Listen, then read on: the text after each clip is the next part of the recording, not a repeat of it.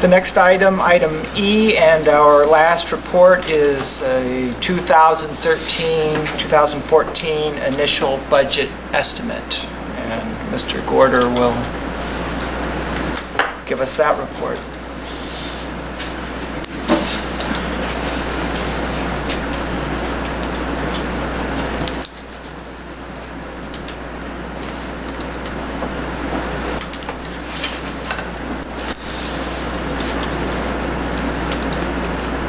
Typically, each year,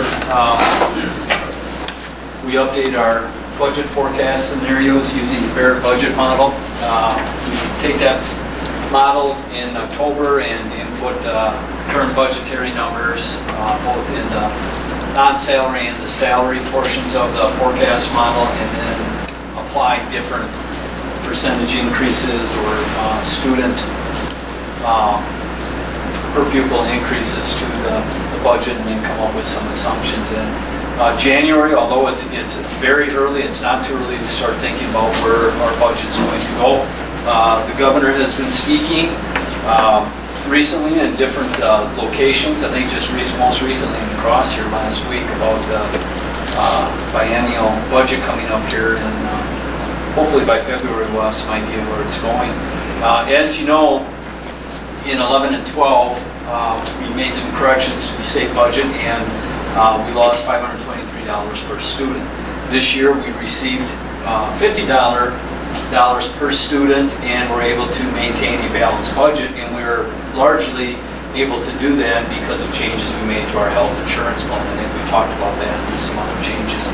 Now when we look at the 13-14 budget, right now current law has $0 increase for school districts. Now, I don't think anybody is expecting that to happen, so that would be on the real, probably, low side of the extreme.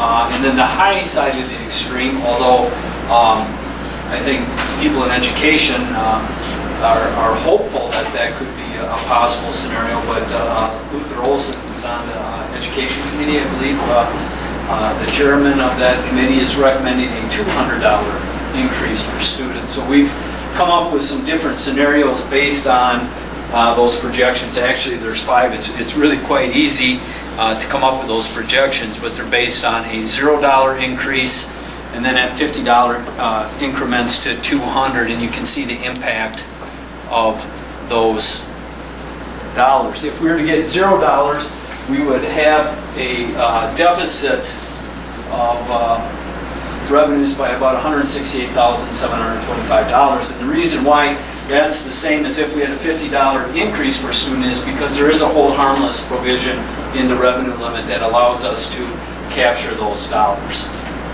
When we're looking at the, then if we had a $100 per student increase, you can see our deficit would move to $65,000, and then a $150 would move to a $91,000 surplus, and then of course if we had a $200, there'd be a $247,000 surplus there. When we look at how is this budget model built, and I think the areas that are probably where 75% of the budget dollars go are on salary and fringe, and you're seeing that I put together a 1% increase on salaries in this model, and also an 8% increase on insurance costs.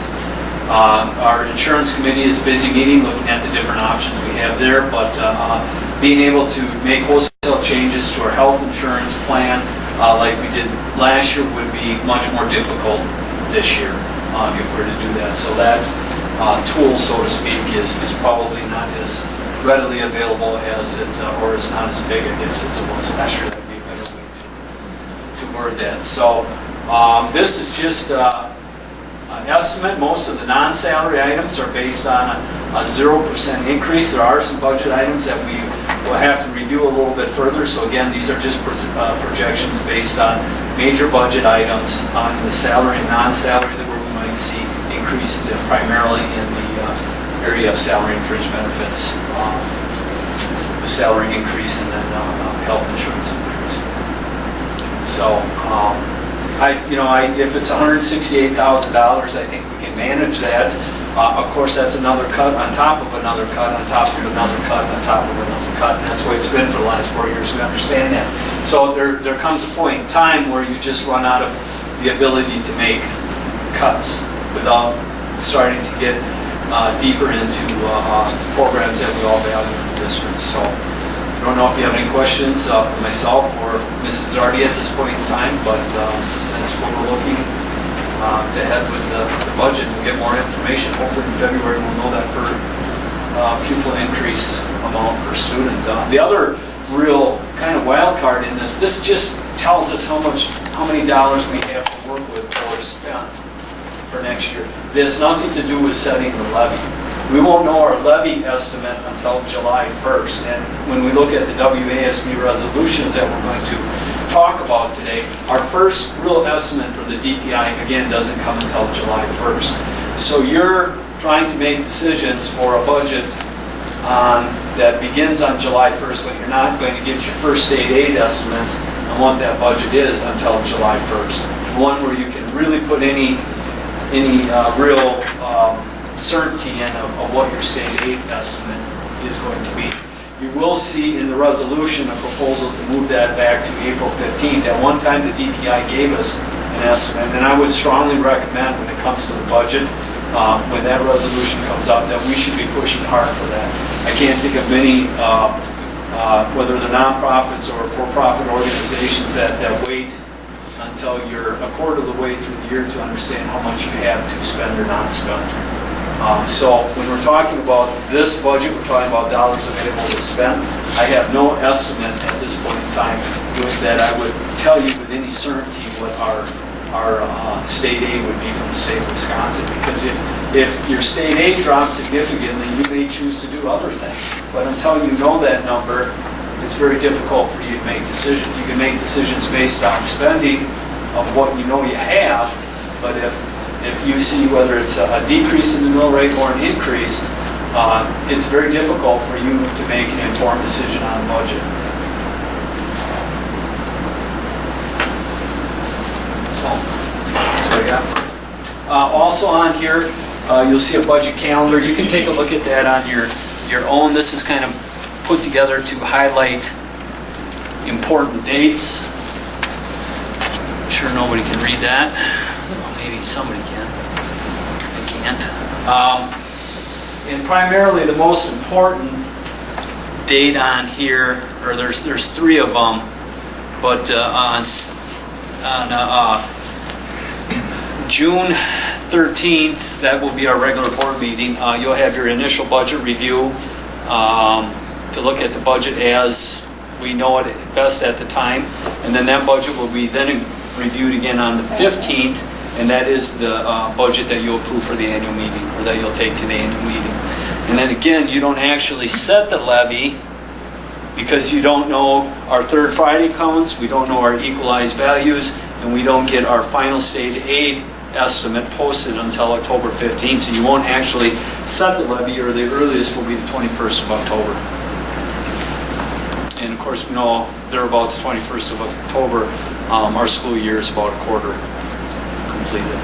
So, if you have any questions or concerns, feel free to give me a call. Do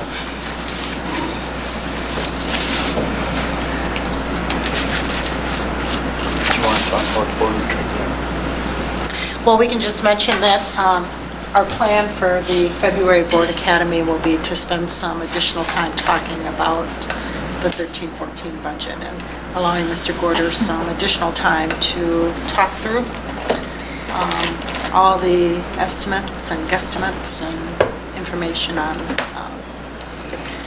planning for that new school year. Well, thank you for the estimates. Anyone have any questions? I guess it's a little early to speculate too much about what we have to do at this point. We know it's somewhere between $0 and $200.